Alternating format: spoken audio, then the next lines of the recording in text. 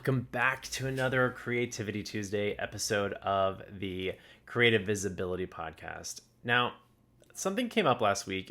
If you have been paying attention, if you're in the United States, it's been kind of a rough week for a lot of people, for especially women and people who love women, who are passionate about women's rights. It feels a little bit like our country is backsliding. They overturned a 50-year precedent called Roe versus Wade within the Supreme Court, which is sort of the highest court in the land. And it's left a lot of people perplexed of what to do. It's also very much feeling like the right-wing extremists have gotten a hold of our government. And I think they have. So I think a lot of people are we've been scared for a long time, a lot of us, because we believe that there can be unity in this country, that we can be a United States. And maybe we could be if there weren't such extreme, fake information going out there. But this episode is really dedicated to those of us who are scared to speak up. Because I know that creativity can be stifled when we have people in our lives who maybe don't feel comfortable with us expressing ourselves. And that's true for so many of us who maybe grew up LGBTQ plus, or just different within a more, conservative, unaccepting, less tolerant community. And let's be honest, that would probably be a majority of this country. It is really hard to be the ugly duckling. And for so many in the queer community, that's why they flock to major cities where they actually find the other swans. And that is what stops us a lot of times from being able to express ourselves in the moment, regardless of where we are, is what I call FOPO, which is fear of other people's opinions. I did a whole Instagram live last week with my friend Renee. We talked about FOPO and why that blocks so many of us from really putting the content out there. But I want to talk a little bit personally here, because I have found, and I am actually, I'm going to quote an interview I saw with Janelle Monáe, and I'm going to put a link down here. If you don't know who Janelle Monáe is, she is a singer and an actor who just recently came out as non-binary. She's somebody who I just adore. And she, in this interview, is Red Table Talk, the Jada Pinkett Smith show on Facebook. Her one piece of advice she said to the interviewees is that everybody is not going to be happy for you. And the more you can believe that and accept that, the easier it's going to be for you to actually show up, right? So for me, I have found in my life, even those who say they're happy for us, but their actions don't speak to it, right? That's something I really want to get really clear here, is that if you are somebody who is wanting to create and put yourself out in the world and become known, you might be holding yourself back because of others in your life. And yet you might be confused by that because they're telling you things. They're telling you they love you. They're telling you they support you.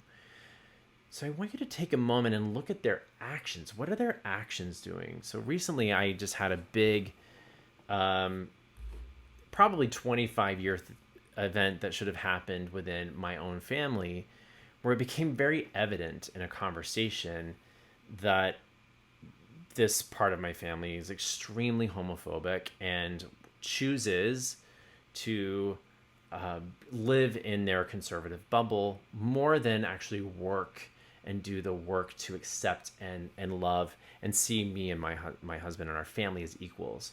Now, I'm not telling you that to feel sorry for me. I even saw some people say, oh, this is so sad. It's like, no, it's not sad, actually. It's very freeing when you realize that the people who are saying one thing but doing another actually align their words with those actions. And you can go, okay, what I thought was happening they just validate it in their words, so I can let this go.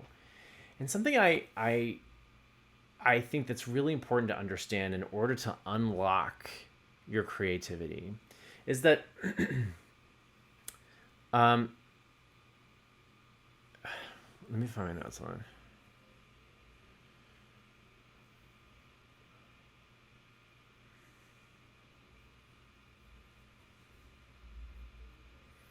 Okay. Niklaus just cut back to this.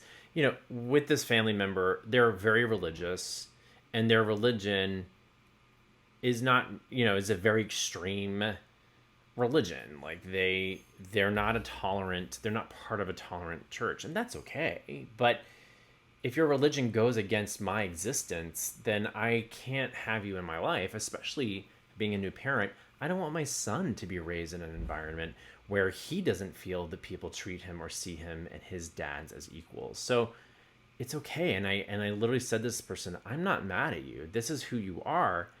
I just want you to be honest and just tell me the truth so that I can say, good, I set you free. You no longer need to pretend. You no longer need to act like you accept us. I hear you. And that's okay. Go off, do your thing. I like who I am. I'm happy with who I am. And that's where I really want you to start to do the work if you haven't, right? We are so worried about people accepting us, whether it's in our content, whether it's in life, that we don't ever take the time to first accept ourselves. And it starts there. That's where the work starts. I've done a lot of work to learn to accept myself. So if people don't accept me, that's not my problem anymore, right? And what ends up happening so many times is the sort of metaphor that I always think of is I'm climbing up this mountain to build this life for myself, to help others, to become known, and yet I've got a rope tied to all these people who don't want to climb the mountain, and they're holding me back.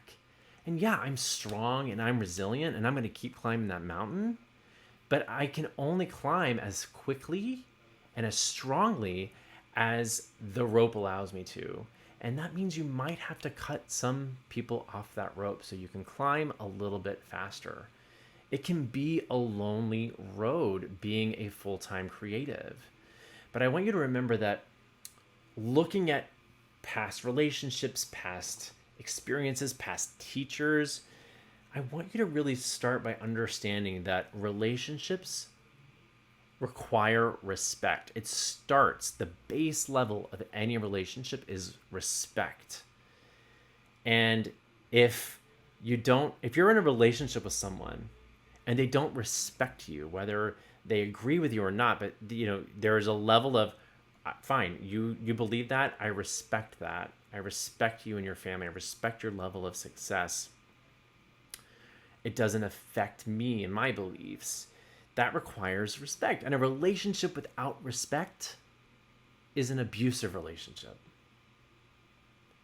So look at the people in your life. Are you allowing yourself and what other people think? If someone comments something on your post and it's disrespectful, and you're afraid that what you said is going to get you hate, right? Or as the trigger word everyone uses, canceled. That person's not your people. They don't respect you. Don't try to have relationships with followers who don't respect you, because that's all we're doing, right? All marketing is relationships. So remember, everybody's not going to be happy for you. Everybody's not going to, some people want to hold you back so it keeps them comfortable, but you're not going to grow if you try to keep everybody comfortable. So your task this week is to just sit down and assess. Am I accepting all of who I am? Do I even know all of who I am? Have I done that work, right? Am I allowing what I think other people perceive me to be louder than what I perceive me to be, right? Like maybe my mom might think this, but what do I think about it first? right? You got to unteach yourself a little bit here so that you can actually start to show up at the level of the greatness that you are allowed to show up for. All right. Now, if you haven't checked out this interview with Janelle Monáe, I'm going to link it down below. You should definitely follow her and listen to every single one of her songs and watch every single one of her movies because I love her. And stay tuned for Thursday because we are going to talk a little bit about how you can start to take this fear of other people's opinion, turn it around, and become more visible. I'll talk to you then.